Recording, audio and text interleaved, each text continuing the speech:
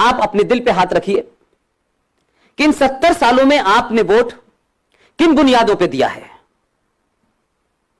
यादव, दलित, ठाकुर, ब्राह्मण, बनिया, हमारा लोग, उनके लोग, ये लोग, वो लोग, इसी पे दिया है। आपने पहली बार भारत में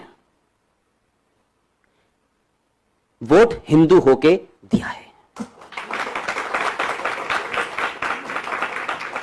नहीं तो यह होता था कि 16% वाले इधर से आएंगे, 2% इनमें से लेंगे, 3% इनमें लेंगे, जोड़ तोड़ के एक सरकार बनती थी। और बार बार यह कहा जाता था कि देखिए साहब, इस देश में मुसलमान वोट बैंक है। उनका असल में तो कोई बैंक है नहीं, और ना कोई खाता है उनका, एक ही बैंक है उनका। कहते हैं तो हिंदू पिछड़े वर्ग के लोग केवल 3 समय पर होते हैं। जब मुसलमान से लड़ना हो तब हिंदू, जब वोट डालना हो तब हिंदू, और जब चंदा देना हो तब हिंदू। 3 समय पर पिछड़े वर्ग के लोग हिंदू हैं। लेकिन अधिकार की बात है तब हम हिंदू नहीं हैं। अगर हम ओबीसी के लोग कहें चलो तुम भी हिंदू हम भी हिंदू, जब तुम भी हिंदू हम भी हिंदू, तो हमारी गिनती क्यों नहीं होनी चाहिए? एक हिंदू जो अपने को कह रहा है वही हिंदू दूसरे हिंदू को की गिनती क्यों नहीं करना चाह रहा है? अगर SC ST OBC के लोग हिंदू हैं तो शेड्यूल कास्ट का कोटा भी पूरा होना चाहिए था, शेड्यूल ट्राइब का कोटा भी पूरा होना चाहिए था। और OBC की संख्या 52% थी, उन्हें 27% मिला, आज तो 60% से ऊपर है। तो हमारी भी गिनती करके हमारी संख्या के अनुपात में सभी क्षेत्रों में हिस्सेदारी मिलनी चाहिए थी।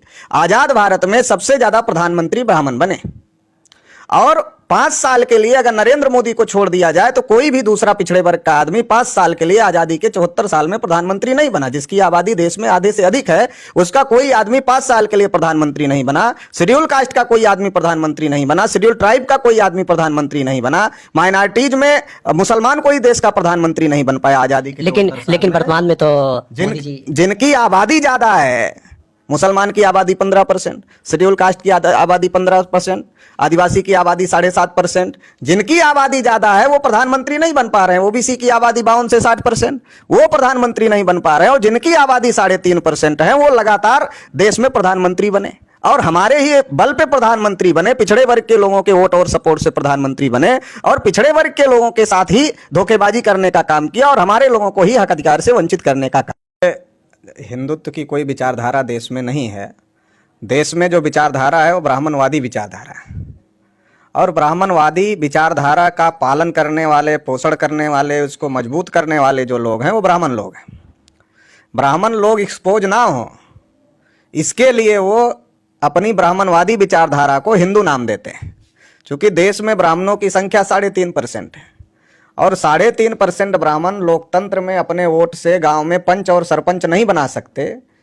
तो उनको इस बात का डर है कि देश की जो बहुसंख्यक आबादी है लोकतंत्र में वो शासक बन सकती है। उस बहुसंख्यक आबादी में सबसे बड़ी आबादी पिछड़े वर्ग के लोगों की है। बराबर है। तो इस बात से उनको डर है, और इस डर की वजह से वो जो ब्राह्मणवाद वो चलाते हैं, उस ब्राह्मणवाद का नाम वो हिंदुत्व देते हैं।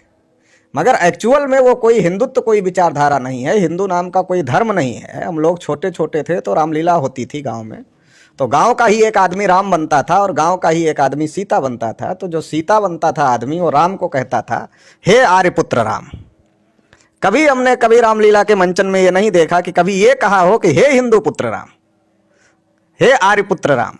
तो इसका मतलब आप रामायण पढ़ो, महाभारत को पढ़ो, गीता पढ़ो, वेद पढ़ो, पुराण पढ़ो, जितने भी ब्राह्मणों के ग्रंथ हैं वो किसी भी ग्रंथ में हिंदू शब्द का उपयोग नहीं हुआ है। तो इससे यह बात प्रमाणित होती है कि यह ना हिंदू धर्म है और ना हिंदुत्व की कोई विचारधारा है। लेकिन जब लंदन में वयस्क मताधिकार का आंदोलन चला तो उस वयस्क मताधिकार के आंदोलन से घबरा करके भारत के ब्राह्मणों ने यह प्लान बनाया कि जिन शेड्यूल कास्ट के लोगों को हमने अछूत बनाया वो हमें समर्थन नहीं करेंगे, जिन पिछड़े वर्ग के लोगों को हमने शूद्र बनाया और पढ़ने लिखने के अधिकार से, धन संपत्ति रखने के अधिकार से, बोलने सुनने के अधिकार से, सभी प्रकार के अधिकारों पर रोक लगाई, वो हमको वोट नहीं करेंगे। जिन आदिवासियों को हमने जंगलों में रहने के लिए मजबूर किया वो भी हमको वोट नहीं करेंगे। और जो ब्राह्मणवादी व्यवस्था को लात मारकर अलग अलग धर्मों में चले गए, चाहे वो सिख हो गए, ईसाई हो गए, क्रिश्चियन हो गए, लिंगायत हो गए, वो अलग अलग धर्म में गए, मुसलमान हो गए, तो वो भी हमको वोट करने वाले नहीं है। तो इसका मतलब यह है कि लोकतंत्र में ब्राह्मण लोग आजाद भारत पर या लोकतांत्रिक भारत पर कब्जा नहीं कर सकते हैं। तो इस बात को ध्यान में रखते हुए फिर ब्राह्मणों ने अपनी आइडियोलॉजी को के तरीके को चेंज किया और उस तरीके को चेंज करके उन्होंने हिंदू महासभा बनाई और फिर SC ST OBC के लोगों को हिंदू के नाम पर गुमराह करने का काम किया। वरना दयानंद सरस्वती ने भी जब संगठन बनाया तो उन्होंने आर्य समाज नाम का संगठन बनाया, उन्होंने हिंदू समाज नाम का संगठन नहीं। तो जो मुसलमान हुए या जो सिख हुए, जो ईसाई हुए, वो जो इनकी असमानता की व्यवस्था थी, इन्होंने लिखा कि आप शूद्र के कान में ज्ञान का एक शब्द पड़ जाए तो शीशा पिघला कर डाल देना चाहिए, आंख से देख ले तो आंख लेकिन ये लिखा, लेकिन अब वर्तमान में तो नहीं है ना ऐसा। उच्चारण करे तो जीभ काट लेनी चाहिए, ऐसा इन्होंने लिखा। तो ऐसा इन्होंने लिखा तो इसमें इस गुलामी से मुक्ति के लिए जिसको जो रास्ता मिला, जब इस्लाम को मानने वाले लोग आए, उन्होंने कहा तुम भी इंसान हो, हम भी इंसान हैं, तो तुम हमारे बराबर चटाई पर बैठो। बराबर है, हमारे घर में ब्राह्मण आता तो हमारे लोग तो चारपाई छोड़कर नीचे बैठते हुए उसको चारपाई पर बिठाते। बराबर। मगर इस्लाम ने कहा हमारे बराबर चटाई पर बैठो, हमारे प्लेट में खाना खाओ, हमारे साथ मस्जिद में बराबरी में खड़े रहो। लेकिन एक तरफ आपका कहना है, जिनको इस्लाम मिला वो इस्लाम में गए। हमारे ही पुरखों ने, गुरु गोविंद सिंह कौन थे? हमारे ही पुरखे थे। उन्होंने कहा तुम्हारी व्यवस्था को नहीं मानते और बहुत सारे लोग सिख धर्म में चले गए।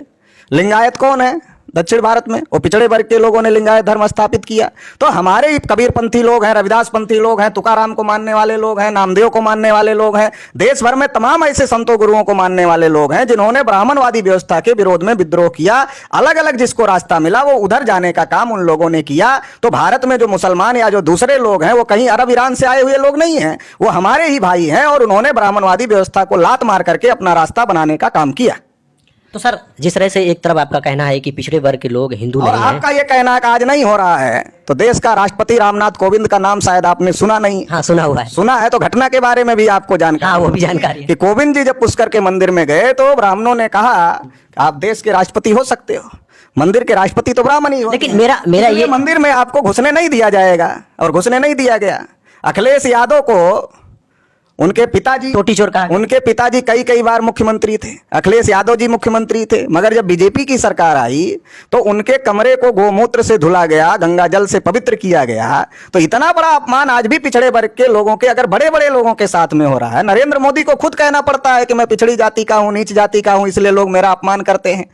तो अगर ये प्रधानमंत्री को ये कहना पड़ रहा है कि मैं नीच जाति का हूं, पिछड़ी जाति का हूं, इसलिए लोग मेरा अपमान करते हैं, राष्ट्रपति को के साथ अन्याय होता है तो राष्ट्रपति को ये कहना पड़ रहा है, मुख्यमंत्री के साथ अन्याय हो रहा है, अगर इतने बड़े बड़े लोगों की दुर्दशा है तो समाज में आम लोगों के साथ नहीं हो रहा है, ये कैसे